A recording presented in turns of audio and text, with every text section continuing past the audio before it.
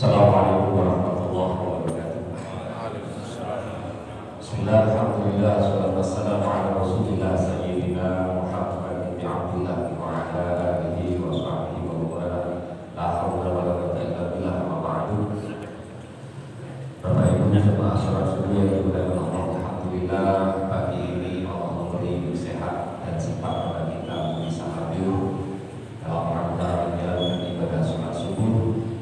Kita mengikuti kajian Ahad bulan atau awal atau Ahad pertama di bulan Juni, edisi bulan Juni tahun 2025, edisi awal Dzulhijjah 1446 Hijriah. Shalawat wa salam senantiasa dan selalu kita limpahkan dari baginda Rasul Muhammad sallallahu alaihi wasallam beserta dan sahabatnya. Kita awali acara ini dengan pembacaan kitab surat Al-Fatihah. Mudah-mudahan Allah memberikan barakah itu kepada kita. Salaman wa inna wa sallallahu alaihi wa sallallahu alaihi wasallam wa qadai hajatina wa hajatina syar'a Rasulillah al-Fatihah.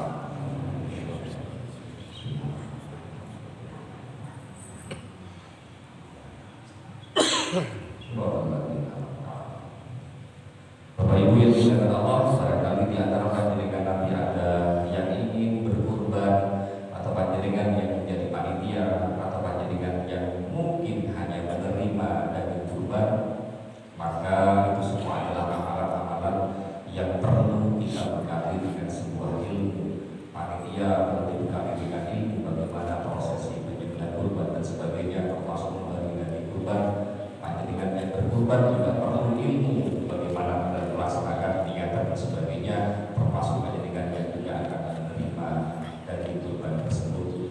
Salah satu makalah yang disampaikan oleh Ibnu Ruslan dalam kitab Zubat, "Qul man bi'ilmin ya'malu a'malu mardudatun la tuqbalu." Maka niatan kita pagi ini adalah membekali diri kita dalam melaksanakan kurban pada insyaallah hari Jumat akan datang dengan ilmu agar amal kita diterima oleh Allah Subhanahu wa taala. Langsung saja waktu kami serahkan seluruhnya kepada Al-Mukarram Dr. Haji Abdul Haris untuk menyampaikan kajiannya, dan panjenengan bisa bertanya nanti kepada beliau persoalan terkait dengan kurban.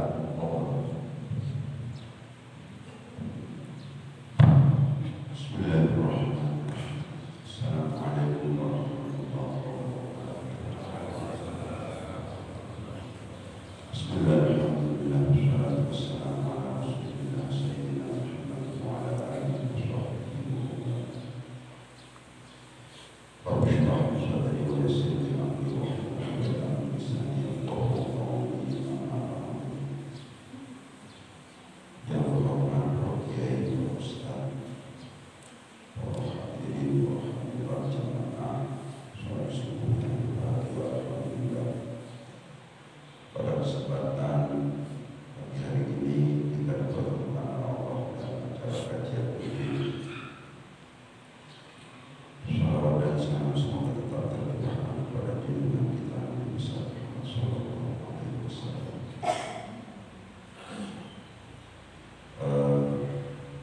Sebenarnya masalah korban itu sudah banyak dikaji. Ustaz Agus juga mengkaji. Oleh sebab itu saya akan memulai lebih umum, meskipun nanti juga ada yang berkaitan dengan itu. Saya akan memulai dengan amalan sunnah pada bulan Dzulhijjah dulu agar ada wawasan yang lebih komprehensif.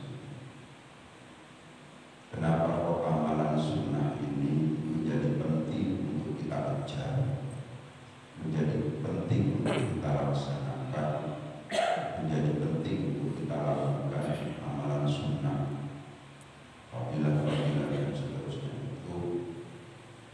Karena ada hadis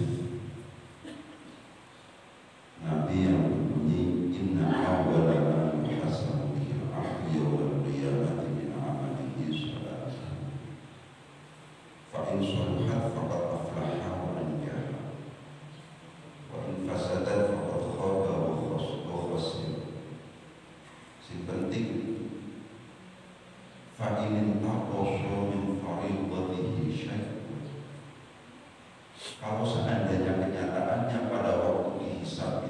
ada banyak kewajiban dari kita yang bolong-bolong. Mungkin sholat kita ada yang kita lalaikan, kita lupakan dan seterusnya.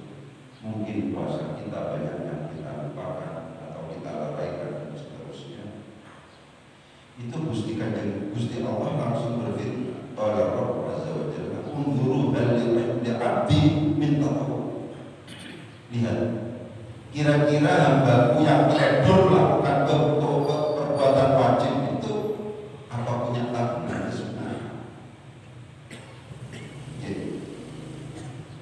Unzuru hal li'abdi min tatawwu. Kalau seandainya kenyataannya pada waktu kita dihisab itu kemudian sholat kita itu sholat kewajiban, sholat kita itu kemudian bolong-bolong, puasa kita itu bolong-bolong, atau kewajiban-kewajiban yang lain itu kemudian juga teledor misalnya, pada waktu itu sih diberi kesempatan. Coba dilihat kira-kira punya amalan sunnah. Sehingga amalan sunnah itu apapun itu menjadi penting, karena nanti kalau seandainya kita di akhirat itu ketika kemudian kewajiban kok kemudian misalnya kita lakukan secara sembrono, teledor dan seterusnya, itu masih ada kemungkinan kesunahan amalan-amalan sunnah yang kita lakukan pada waktu di dunia itu berfungsi menambah kewajiban-kewajiban yang teledor kita. Itu begitu. Fayukamman bihalan taqasamnal fariqah thumma yakunu sa'iru amalihi ala dzalik. Dalam menanggapi hadis ini, para ulama ini mengungkapkan ada yang mengqayyid kalau amalan wajib atau amalan sunnah sholat itu menambah amalan wajib sholat, ada yang begitu. Kalau amalan sunnah puasa itu nanti fungsinya menambah amalan wajib yang teledor kita lakukan khusus untuk puasa. Ada yang mengutarakan, ya pokoknya kita punya kelebihan sunnah, maka sunnah apapun itu kalau seandainya teledornya kita itu di sholat, ya bisa berfungsi untuk menambah sholat. Kalau teledornya kita itu kemudian di puasa, ya bisa berfungsi meskipun kesunahan yang kita lakukan itu bukan berkategori yang sama, bukan sama-sama sholatnya, bukan sama-sama puasa. Karena demikian amalan sunnah itu menjadi penting untuk kemudian kita lakukan. Terkait dengan Dzulhijjah, ada hadis yang ini perawinya banyak sekali. Oleh karena demikian ini sering diungkapkan. Apa bunyi hadisnya? Ma min ayyam, tidak ada dari hari-hari al-amal sholih fihinna, di mana amal sholih yang kita lakukan pada hari-hari itu ahabbu ilallahi, itu lebih dicintai oleh Allah min hadhil ayyamil al-ashr, dibandingkan dengan 10 hari ini, mulai tanggal 1 Rabu itu sampai mungkin tanggal Jumat. Itu seperti itu. Bahasa yang dipakai di dalam hadis ini adalah al-amal sholih. Tidak spesifik untuk amalan tertentu. Tidak terkait misalnya hanya sekadar baca Al-Quran, tidak terkait misalnya puasa, sedekah, silaturahim. Pokoknya yang tergolong dalam amalan sholih, amal sholih, kalau seandainya dilakukan pada tanggal 1 sampai tanggal 10 Dzulhijjah, itu ahabbu, itu lebih dicintai oleh Allah. Karena demikian dalam riwayat itu Gusti Kanjeng Nabi itu tidak pernah yang namanya meninggalkan ayyamil ashri, tidak pernah. Sampai ada komplain pada waktu itu. Qalu ya Rasulullah, sahabat bertanya, walal jihad fi sabilillah, juga mengalahkan jihad fi sabilillah?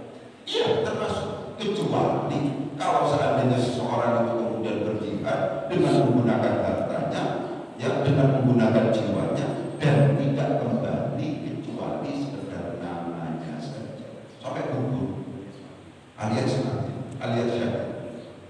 Terus pun sampai ini kata sebut, pun sampai kemudian kita teledor, silakan dengan bersedekah,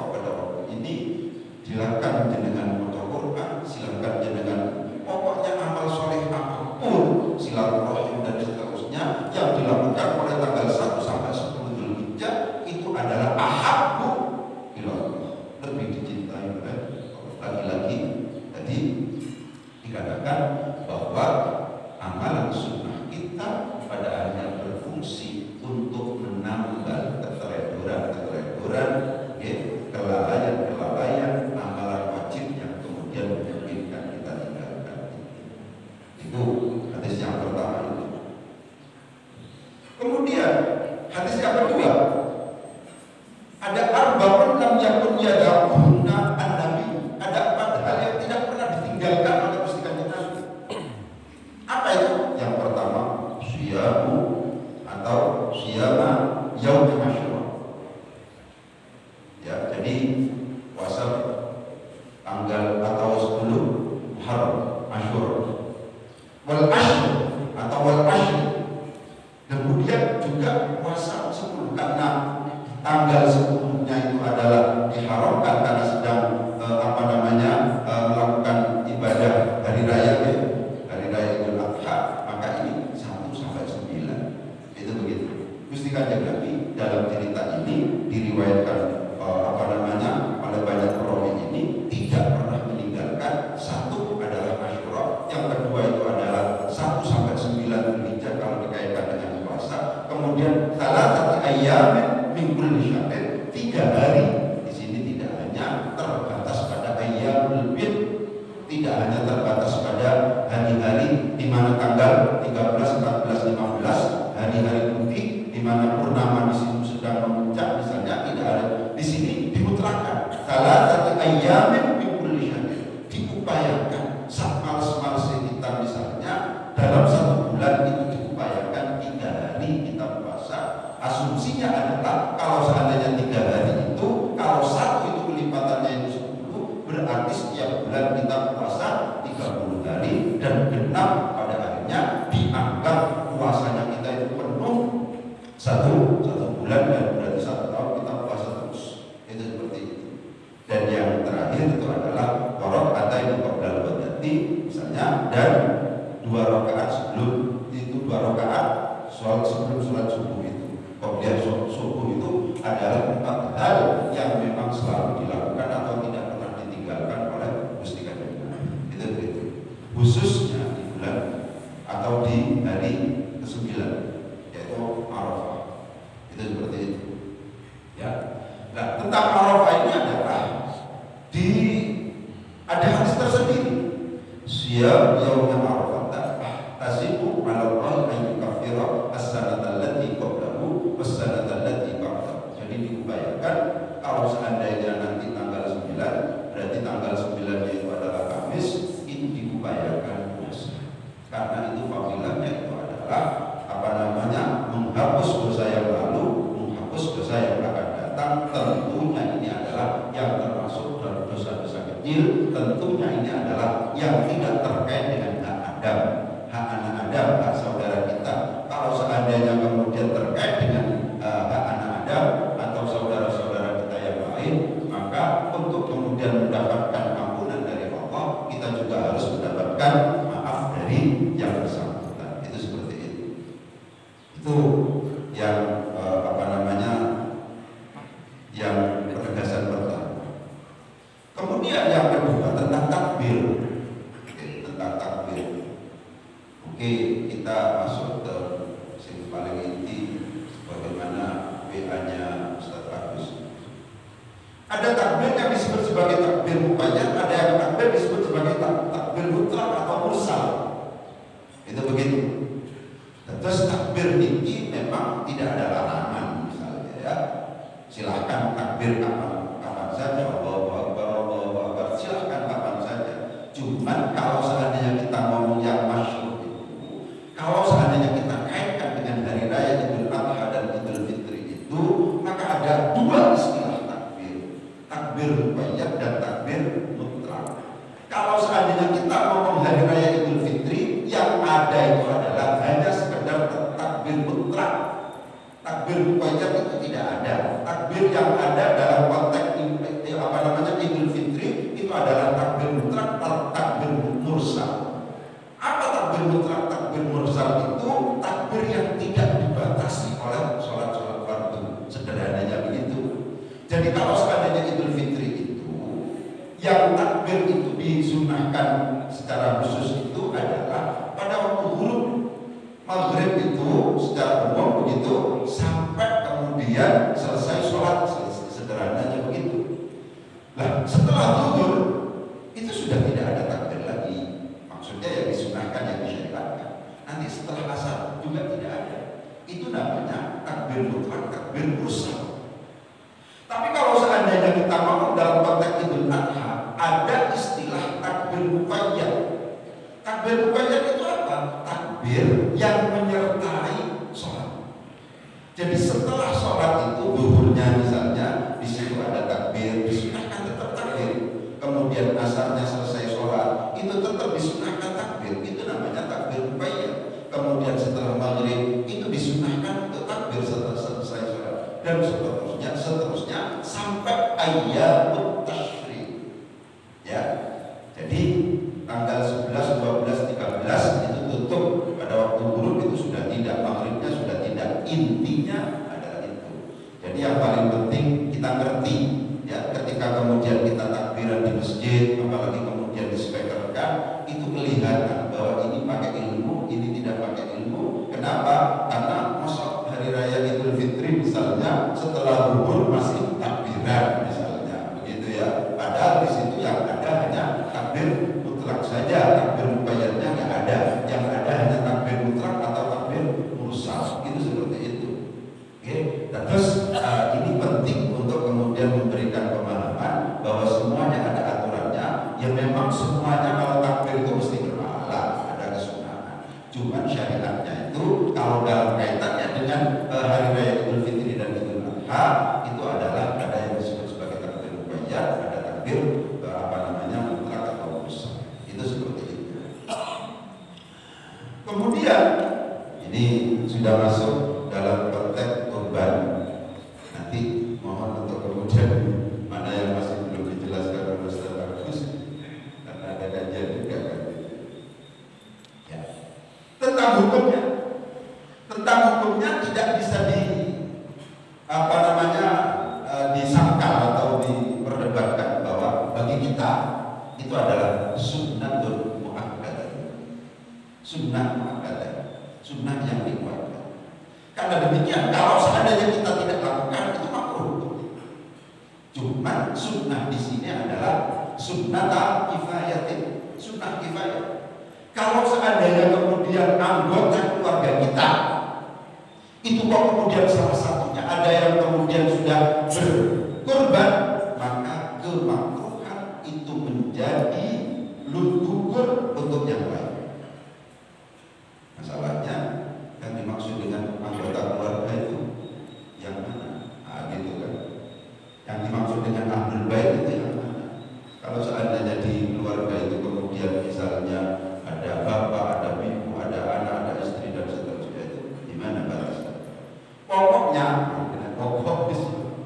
yang dimaksud dengan ahli bait itu adalah keluarga itu secara umum adalah orang yang di situ nafkahnya menjadi tanggung jawab kita.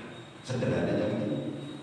Jadi kalau seandainya kita punya bapak, punya ibu dan seterusnya, nafkahnya wajib bagi kita.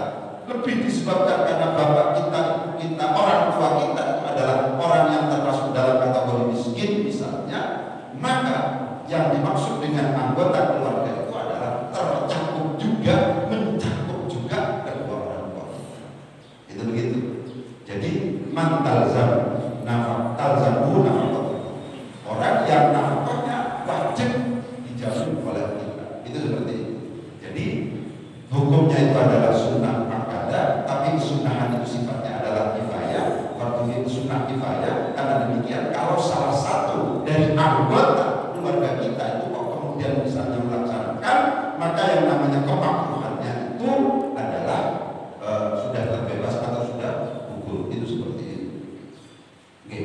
Terus penting untuk kemudian ditegaskan seperti itu.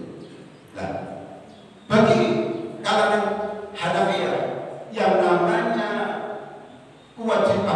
kurban itu bukan sekedar sunnah muakkadah, tapi merupakan sebuah kewajiban. Itu kewajiban bagi siapa? Kalau seandainya mimman yamlikuna nisab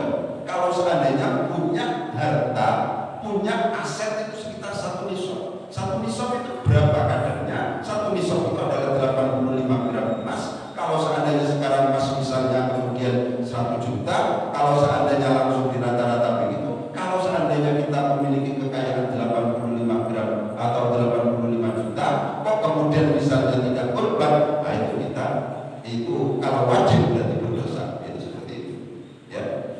Kalau wajib itu berarti berdosa. Jadi monggo dihitung, gitu. Monggo dihitung kalau seandainya punya kewajiban punya aset semacam itu, maka wajib untuk kemudian kita bagi kalian Hanafiyah itu wajib untuk melakukan kurban. Yang paling penting itu adalah harus ada dorongan, harus ada motivasi. Jangan sampai kita memiliki pandangan ini kan sedekah ya, seperti ini secara umum sedekah gitu ya. Jangan sampai kita memiliki pandangan bahwa sedekah itu adalah mengurangi harta kita. Berbagi itu tidak akan menjadikan kita bangkrut. Bahkan yang umum itu adalah miracle of giver gitu ya, kata Mas Gun gitu. Jadi keajaiban memberi sedekah gitu. Jadi sedekah itu kenyataannya bisa meningkatkan kualitas kehidupan kita, kuantitas kehidupan kita itu adalah bisa terangkat gara-gara sedekah. Ya, terlalu banyak contoh-contoh begini, itu seperti itu. Nah, penting untuk kemudian kita tegaskan, ini sudah berkali-kali kita tegaskan, kalau seandainya kita kemudian berkeinginan untuk melakukan yang namanya ibadah kurban ini, maka sejak tanggal 1 idza ra'aitum hilala dzil hijjah, sejak tanggal 1 wa arada ahadukum an yudhhiya falyumsik an sya'rihi wa afarihi, maka kita itu disamakan dengan orang yang ihram, ya, kalau bisa jangan memotong kuku kita, jangan memotong rambut kita, jangan cukur dan seterusnya mulai tanggal 1 sampai selesai kurban. Itu seperti itu, disunahkan. Meskipun kalau seandainya terpaksa, namanya kesunahan juga betul-betul betul-betul sanksine apa-apa. Ini penting untuk kemudian kalau tegasaken panjenengan sedaya. Napa keutamaan kurban ini dikatakan, okay? Seperti yang sering saya tegaskan, ini syariatnya itu adalah syariat iroqatudam. Syariatnya itu adalah mengalirkan darah. Syariatnya itu ya dikatakan bahwa wa inna dama la yaqabu min Allahi bi makanin qabla an yaqa 'ala al-ardi faqihu bila nafsa. Bahwa darah yang terpancar dari binatang kurban itu sebelum menyentuh tanah itu langsung sudah nyampe terlebih dahulu kepada Allah. Itu saking hebatnya, itu seperti itu. Oke, terus syariatnya itu adalah syariat iroqatudam. Maka kalau seandainya kemudian ada pertanyaan, lebih baik mana Ustaz bagi kita orang yang masih hidup itu, misalnya antara misalnya kita berkorban dengan bersedekah yang senilai dengan binatang kurban misalnya, karena ini adalah iroqatudam syariatnya itu, maka di sini yang lebih dimatikan menurut Imam Ahmad dan seterusnya, yang lebih dimenangkan itu adalah kurban ini atau udhiyah ini, itu seperti itu.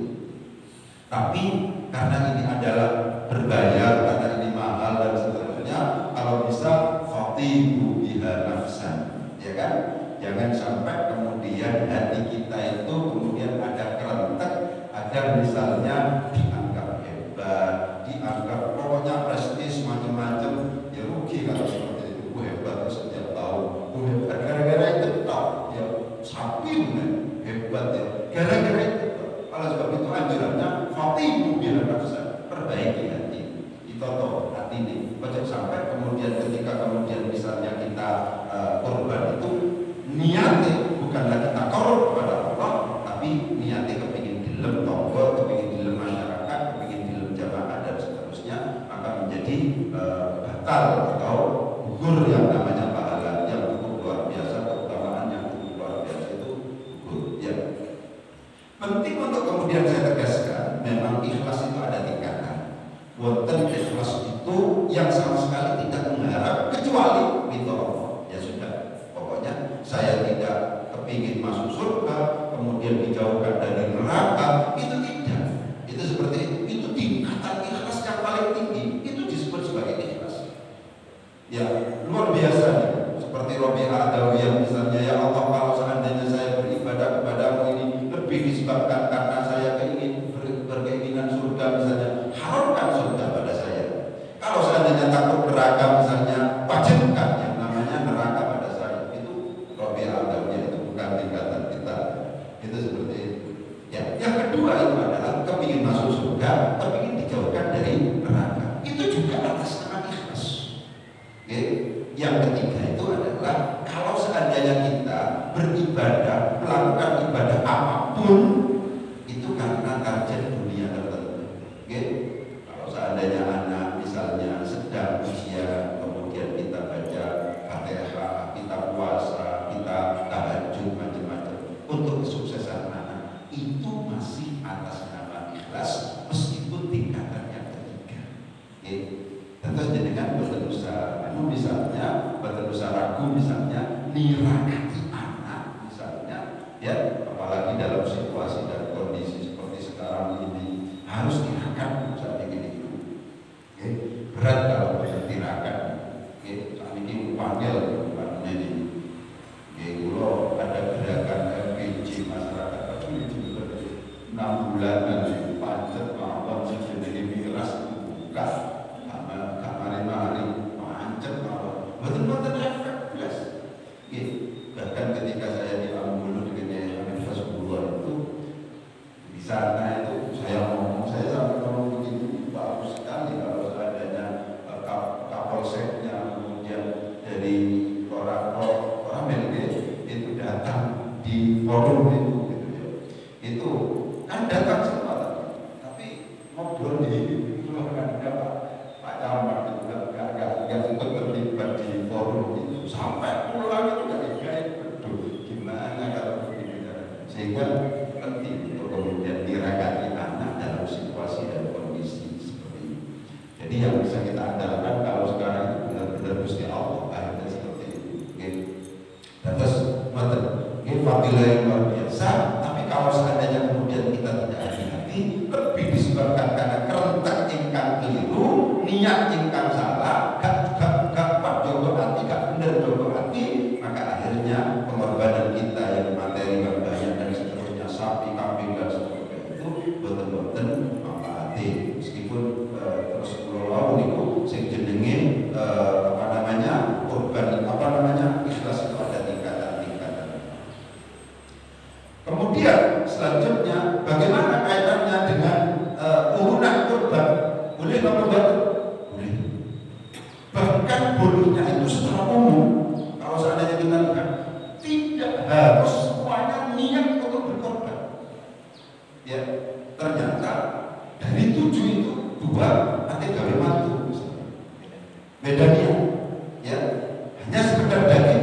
Itu ada yang mengatakan itu masyhur, pendapat itu masyhur. Jadi boleh-boleh saja. Bahkan ada yang mengatakan kalau misalnya dari sekian salah satu 7 itu misalnya ada yang misalnya non muslim, itu juga ada yang membolehkan. Jadi sangat luas sekali, gitu ya. Meskipun Abu Hanifah mempersyaratkan secara ketat produk-produk untuk berbanding oleh beliau, tapi kan kita secara umum adanya itu adalah mayoritas besar Syafi'iyah yang memperbolehkan hal-hal seperti itu. Gitu. Ini yang penting untuk panitia. Ternyata perigahewanan itu penting. Perigahewanan itu penting. Itu begitu. 1. Wayudab ikrarul alati birifkin zahaban wa iya. Cari cara menyembelihnya itu harus rifkin, harus bukan manusia begitu. Jadi harus lembut, nggak boleh kasar-kasar, ya. Kemudian dan jangan sampai kemudian kita ngungkal lading niku di depan binatang yang akan kita sembelih. Ya, itu adalah Allah yahiddaha wa dhabihan taqul. Kita ngungkal dan binatang yang akan kita sembelih itu melihat lading atau pisau yang sedang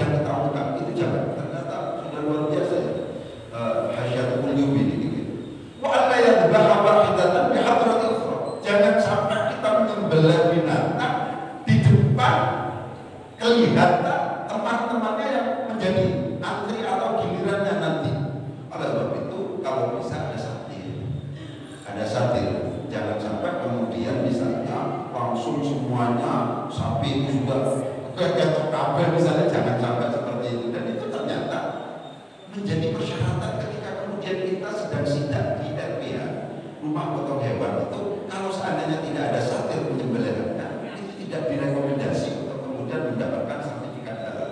Ternyata sertifikat halal yang dipersyaratkan oleh teman-teman dari Komisi Fatwa, oleh LPIM dan seterusnya itu ada dasarnya, bahwa penyembelihan itu tidak boleh kemudian di hadapan binatang-binatang yang lain yang sedang menunggu antri giliran itu begitu. Jadi kemudian selanjutnya adalah Allah yang bagi al-sah isi pakai stunning ya, stunning saja deh, fakir kalau di sini untuk sampai cukup kan biasa stunning gitu ya. Allah yang tidak al-qati al-matlub, ojo teman-teman, pokoknya sampai kemudian putus misalnya, kalau bisa jangan gitu ya. Ya meskipun kalau seandainya putus bisa pun itu adalah masih tetap dihalalkan, itu begitu. Dan jangan sampai kemudian kita potong sementara kita potong kakinya, kemudian macam-macam pada masih ada kehidupan di sini, masih kecil-kecil macam-macam langsung dieksekusi, langsung disayat, itu jangan. Itu jadi intinya adalah hal-hal yang sudah menjadi wacana umum di situ itu adalah menunjukkan adab kita ya kepada binatang itu harus tajam, kemudian cara penyembelihannya A, B, C dan seterusnya itu harus dilakukan karena ternyata itu adalah dianjurkan oleh para ulama. Itu seperti itu. Setelah disembelih itu ada pembagian, ini penting. Secara umum pembagian itu ada dua macam daging. Ada daging kurban wajib, ada kurban sunnah. Itu begitu. Ada kurban wajib, ada kurban sunnah. Kapan kurban itu disebut sebagai wajib? Apabila ditanah-nadarkan. Kapan yang namanya kurban itu disebut sebagai wajib? Kalau seandainya ditakyin. Karena demikian, kalau seandainya kita tidak kepingin yang wajib-wajib itu, karena itu nanti sangat membatasi, meskipun ini tetap khilaf gitu. Tapi secara umum itu terbatas pada akhirnya begitu. Lebih baik panitia ketika kemudian menerima pasrah itu langsung ini kurban, ini sunnah saya, kurban sunnah saya. Jadi disorehkan itu lebih selamat, ya. Baru mengatakan ini adalah kurban saya, itu saja itu sudah dianggap takyin, itu sudah dianggap wajib gitu ya. Karena demikian lebih baik sorenya, sunnahnya itu disorehkan, itu begitu. Dampaknya apa? Dampaknya pada banyak hal, itu begitu. Ketika kemudian misalnya korban itu adalah korban wajib, yang kalau seandainya sunnah itu dibagi menjadi tiga, ada al-maqlu, ada at-tasadduq, ada al-ihda. Kalau seandainya kemudian itu menjadi wajib, itu semuanya sedekah semua. Ini penting untuk kemudian ditegaskan. Tidak hanya sekedar misalnya tidak boleh makan, tapi itu menjadi hak fuqara masakin semua. Jadi penting untuk kemudian mengetahui, tapi memungkinkan tetap ada. Misalnya saya bertanya kepada Ustaz, kalau saya berangkat haji furoda bisa keluar, bisa keluar, ya Allah, bisa keluar. Ya, jadi saya itu termasuk yang bahagia itu karena istri saya bertentang furoda, terus dipunyai pancet air, dibayar aku. Jadi nadar mungkin kan ada. Nah, ketika kemudian ini adalah termasuk dalam kategori yang wajib, maka tidak memungkinkan kecuali disodakokan semuanya. Ketika kata-katanya adalah sodako, berarti di situ hanya menjadi hak fuqara masakin. Oleh sebab itu misalnya status pernah geser di hanya untuk status misalnya Abu Hanifah boleh misalnya. Adalah tasawuf. Nah, karena tasawuf itu pasti fuqara masakin. Boleh jual kulit misalnya. Tapi itu istilahnya adalah tasawuf. Karena tasawuf otomatis itu adalah fuqara masakin. Itu fuqara masakin. Jadi istilah ada al-maqlu, ya kan? Istilah di situ ada al-ihda, di situ ada istilah misalnya tasawuf. Ini berkonsekuensi. Ketika aklu itu seperti apa, ihda itu seperti apa, kemudian tasawuf itu seperti apa. Kalau seandainya kemudian binatang itu atau korban itu termasuk dalam kategori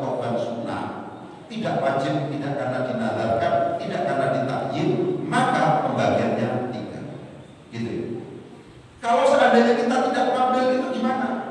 Gak apa-apa sebenarnya, tapi disunahkan luqman yasiratan, ya sekedarnya untuk tabarruk, jadi lebih baik mengambil ternyata. Kalau di kitab-kitab itu lebih baik mengambil. Yang kalau seandainya misalnya bagian yang diambil, yang lebih baik itu hatinya yang diambil. Kalau seandainya kita hatinya kita ambil misalnya sebagian saja, itu tabarruk, ya. Tapi tidak sampai wajib untuk kemudian korban ini korban sunnah, berarti saya punya hak, kan begitu? Lah, haknya itu apakah memungkinkan atau tidak diambil? Boleh tidak diambil. Tapi kalau seandainya pun misalnya mau diambil, itu tidak masalah. Yang lebih baik itu adalah mengambilnya, jangan sepertiga. Kan ideal atau rumusnya itu sepertiga dimakan, sepertiga diihdak. Ihdak itu maksudnya itu adalah orang kaya, gitu ya. Jadi orang kaya memungkinkan untuk menerima daging kurban, tapi daging kurban yang sunnah. Kalau yang wajib itu istilah yang biasa dipakai itu adalah tasadduk, ya. Itu seperti itu, tasadduk. Jadi saudara, karena demikian orang yang kaya itu tidak boleh untuk kemudian mengambil itu. Apa bedanya konsep tasadduk dengan ihdak itu? Kalau tasadduk itu sudah menjadi milik. Jadi kalau seandainya orang fakir, orang miskin, yang di situ itu istilah yang dipakai di dalam fikih Islam itu adalah tasadduk, kemudian menerima itu, mau menjual itu silahkan, mau memasak itu silahkan, mau mensedekahkan itu silahkan, karena itu sudah menjadi miliknya. Tapi kalau seandainya ihdak, itu tidak diperbolehkan kecuali dimasak. Itu intinya seperti itu, ya. Jadi itu seperti itu. Jadi ada perbedaan konsep antara akal kemudian ihdak kemudian tasadduk, itu ada perbedaan konsep. Jadi penting untuk kemudian kita tegaskan itu, kalau seandainya karena kita nadar dan kemudian itu berarti korban wajib, maka kita tidak boleh sama sekali untuk kemudian mengambil itu. Kalau terpaksa mengambil gimana Ustaz? Itu berarti nemui bersama ini dulu bagi kita macam itu kudu nemui.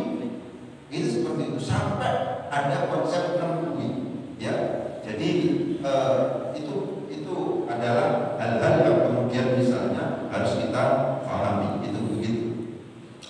Kemudian boleh nggak yang namanya kurban itu diberikan kepada satu orang saja, fakir miskin satu aja, biar butuh dan dijual dan makan, itu tidak ada persyaratan untuk kemudian misalnya diberikan kepada banyak orang. Satu keluarga diberikan itu tidak masalah, ya. Satu keluarga diberikan satu itu tidak masalah, silahkan mau diberikan kepada. Tapi kalau seandainya kemudian masih masih banyak yang tidak, itu malah menjadi fitnah. Nanti kalau seandainya apalagi kemudian yang diberi itu ternyata janda masih muda itu malah jadi fitnah nanti, begitu. Nah, bagaimana kaitannya dengan al-udhiyah lil mayyit? Nah, ini memang khilaf, perbedaan. Ada yang mempersangkakan harus wasiat. Ayah saya meninggal dunia Ustaz, ibu saya meninggal dunia, nggak ada wasiat, nggak ada apa, tapi saya korban untuk beliau itu boleh apa enggak? Secara umum itu adalah boleh, meskipun ada yang mempersyaratkan. Khilafnya itu kalau seandainya mewasiatkan aku dulu besok dikorbani, itu misalnya. Kalau sudah ada wasiat itu berarti dia harus lakukan, ya, sebagai anak yang baik itu seperti itu. Tapi meskipun misalnya tidak wasiat, itu diperbolehkan. Cuma Yusuf Qaradawi memiliki pandangan yang menurut saya penting untuk kemudian kita perhatikan. Apa itu pandangan dari Yusuf Qaradawi? Yaitu kalau seandainya di daerah itu, ya, yang dibutuhkan itu adalah misalnya memang benar-benar daging, maka lebih baik itu adalah pakai kurban. Tapi kalau seandainya di situ itu sudah melimpah, ini kaitannya dengan kurban untuk orang yang meninggal.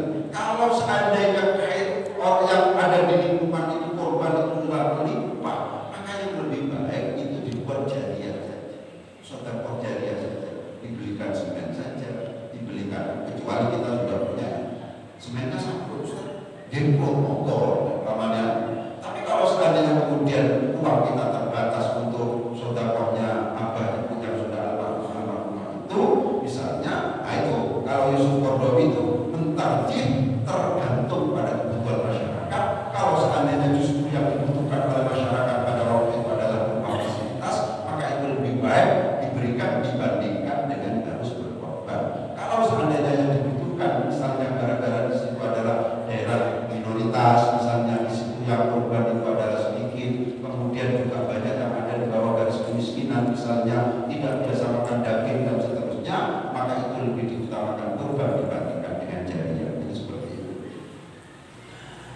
Selanjutnya adalah bainal udhiyah wal aqiqah.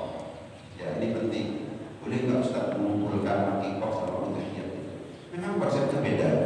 Ya. Kalau aqiqah, apa sih Ustaz aqiqah? Aqiqah itu adalah binatang. Sebenarnya boleh sapi juga, mesti aqiqah. Malah lebih baik lebih besar, lebih bagus kan begitu. Napa gunanya aqiqah ini Ustaz? Kullu ghulamin murtahan bi aqiqah. Setiap anak itu ternyata tergadaikan dengan aqiqah.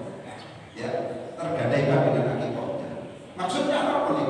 Kalau seandainya di kitab-kitab murtahan bi aqiqah ini, kata-kata murtahan bi aqiqah ini, tafsirannya adalah dia tidak akan berkembang maksimal dalam proses siklus perkembangannya ini. Bisa jadi kecerdasannya kurang dan seterusnya. Itu ada menafsirkan begitu. Tapi yang dianggap penafsiran yang cukup luar biasa itu adalah yang ditawarkan oleh Imam Ahmad. Apa itu? Kalau seandainya ini menjadi orang yang baik, kalau seandainya ini menjadi orang yang soleh, besok diberi hak untuk memberikan syafaat. Kalau masih belum di aqiqah oleh orang tuanya, bisa nggak kenal orang tua. Karena demikian aqiqah itu menjadi penting.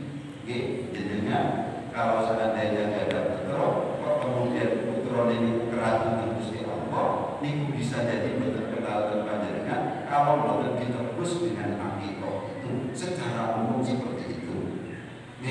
Aqiqah itu pada tanggal hari ke-7, 14, pokoknya kelipatan 7, 14, 21 dan seterusnya begitu. Itu caranya begitu. Ada beda konsep aqiqah itu. Aqiqah itu adalah kesunahannya dibagikan dalam kondisi matang. Sementara kalau kurban itu dibagikan dalam kondisi mentah. Karena demikian maka beda konsep antara aqiqah dengan kurban itu ada beda konsep. Akan tetapi kalau misalnya mau dikumpulkan bagaimana? Kalau dikumpulkan itu ada dua pendapat. Menurut Imam Romli itu dapat dua-duanya. Tapi menurut Imam Ibnu Hajar tidak dapat dua-duanya. Ya, tidak dapat karena ini adalah ibadah yang tujuannya berbeda, gitu ya. Teknik dan acaranya berbeda. Karena demikian maka ini tidak bisa dipersatukan. Tapi tetap dihukumi sedekah begitu saja. Tapi tidak dihukumi kurban, tidak dihukumi sebagai aqiqah. Itu begitu.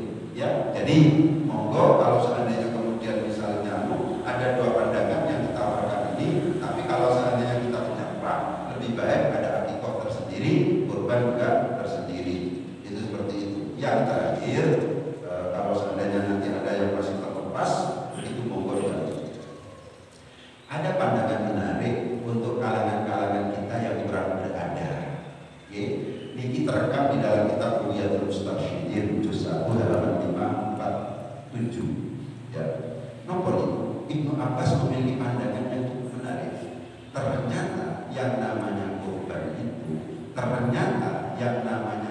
atau aqiqah itu tidak harus misalnya berupa kambing, berupa sapi, berupa unta, tapi ayam pun pokoknya yang penting ada iroqatul dam itu sudah dianggap cukup. Ini penting untuk disosialisasikan bagi teman-teman yang kebetulan tidak punya cukup uang untuk ini beraqiqah, untuk berkorban, hanya bisa beli beli PT. Itu ternyata unsur iroqatul dam mengalirkan darah ini memungkinkan. Oleh sebab itu kalau bisa ini disebarkan, itu nasihatnya itu pandangan Ibnu Abbas ini disebarkan kepada teman-teman kita yang ketika kemudian hari raya kurban itu tidak memiliki cukup banyak uang misalnya, itu memungkinkan untuk ikut pandangannya Ibnu Abbas.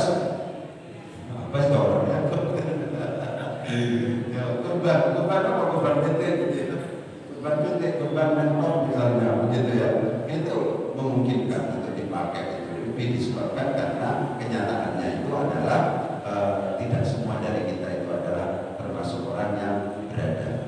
Mungkin secara umum yang bisa saya sampaikan